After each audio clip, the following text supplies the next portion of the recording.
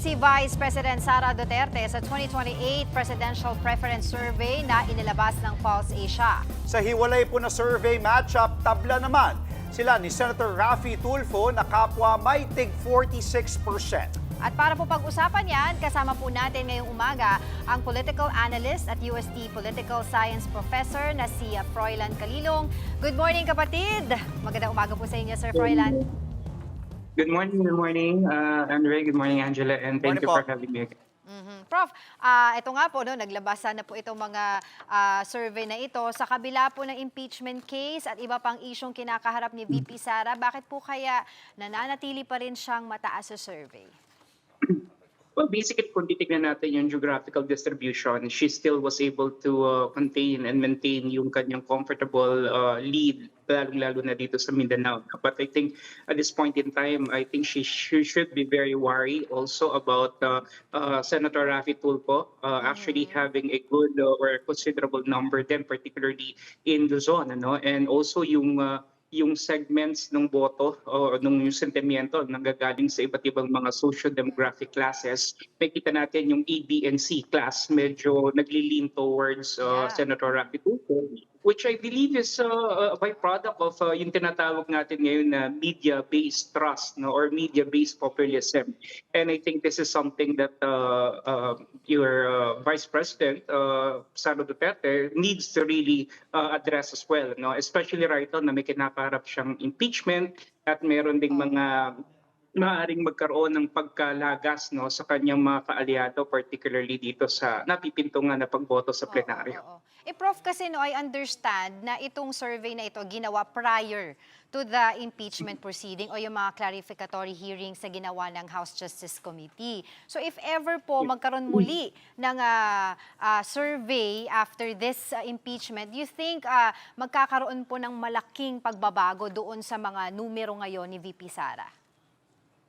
I really don't consider na magkakaroon ng malaking pagbabago, especially kung ang pagbabatayan natin dito ay yung strong, solid base niya, no, that of course is in Mindanao. Kasi kung makikita natin itong survey ngayon, you're right, hindi pa naman ito nakaka-capture yung mga pagdinig dito sa Justice Committee, pero nakita natin na meron pa rin siyang considerable lead over Leni Robredo, pero dito nga with Senator Raffy Tulfo tumatabla siya. No? So maaaring magkaroon ng epekto, no, lalong-lalo na kapag nagkaroon talaga ng full-blown trial pagdating doon sa impeachment. But we need to understand kasi na marami kasing iba't ibang konteksto ang kailangan natin ditong pagbantayan din. Unang-una, yung economic anxiety ng ating mga kababayan, bunsod nga nitong mga nararanasan nating economic problems. Pangalawa, syempre dito yung energy crisis natin.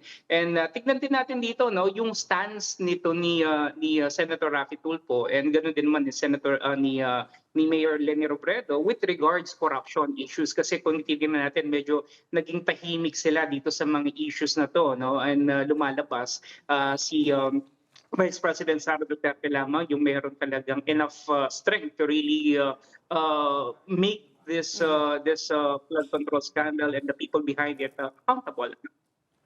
Prof, kahapon po nakapanayam namin si Ronald Holmes, of course, President ng Pulse Asia, and sabi niya hindi daw nakatulong yung maagang pagdeklara ni Vice President Sara Duterte sa kanyang presidential bid sa 2028.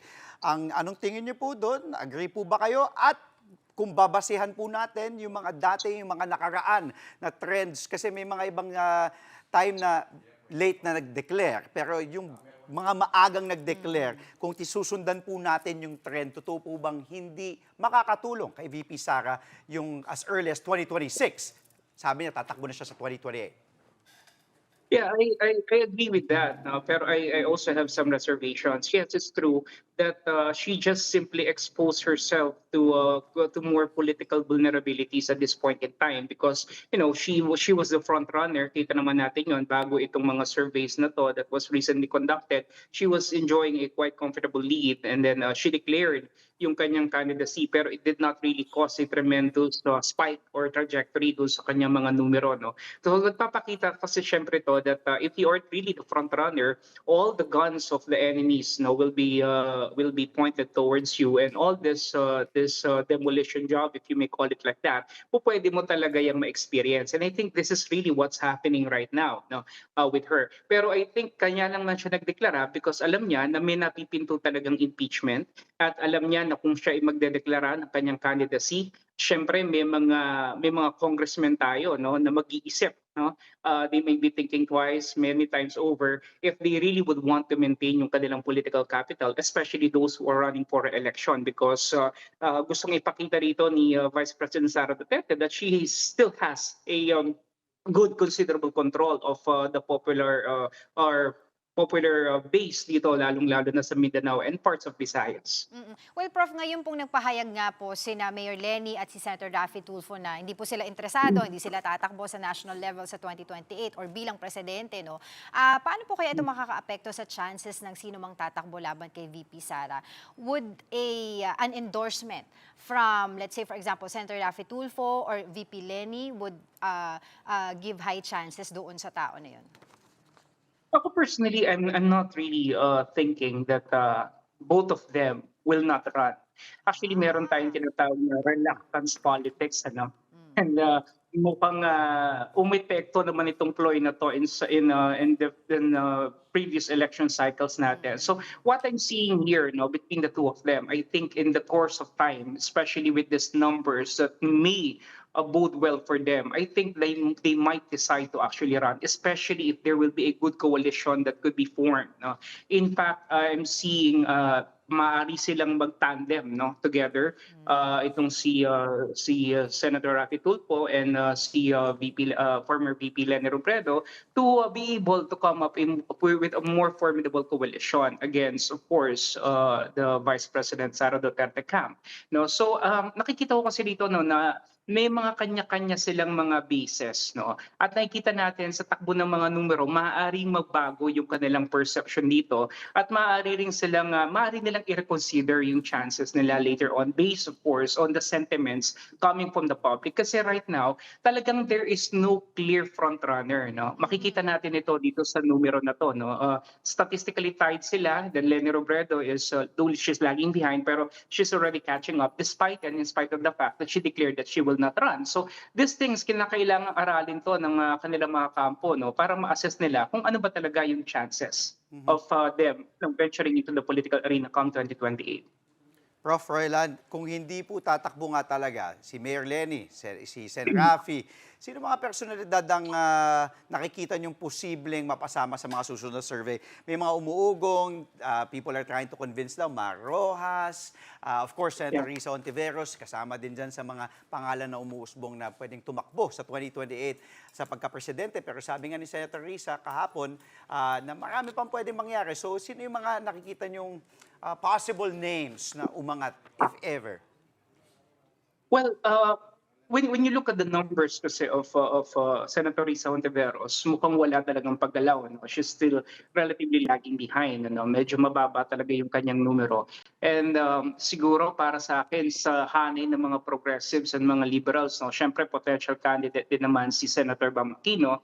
And yun, he could actually consolidate a good fight, primarily because medyo meron siyang command, lalong-lalo na dun sa mga Gen Z millennial voters natin, na nakita naman natin nung previous election, ano. So he could actually be a potential candidate. Of course, syempre nandiyan din yung kanyang name recall, ano, coming from the Aquino clan, no. Pero kasi makikita natin kasi dito sa politika natin ngayon, ano, especially with the results of the survey, na masyadong highly polarized and quite competitive tong elections na to. Hindi kagaya noong 2010 or 2016 na meron talagang dominant political bloc na masasabi na lang nakapag-consolidate ng mga puwersa. Ngayon kasi hindi ko nakikita yun, ano?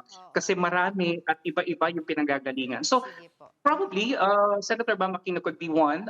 Senator Risa Hontiveros, a lot of people are saying right now that even Senator Trillanes could make a good run. Pero we'll see, no? I think what is important here is basically yung coalition building, how they could strengthen their own political bases. Ayun. Well, titignan natin kung anong mga susunod pang kabanata. Maraming salamat po as always sa inyong oras, Professor Froilan Calilong.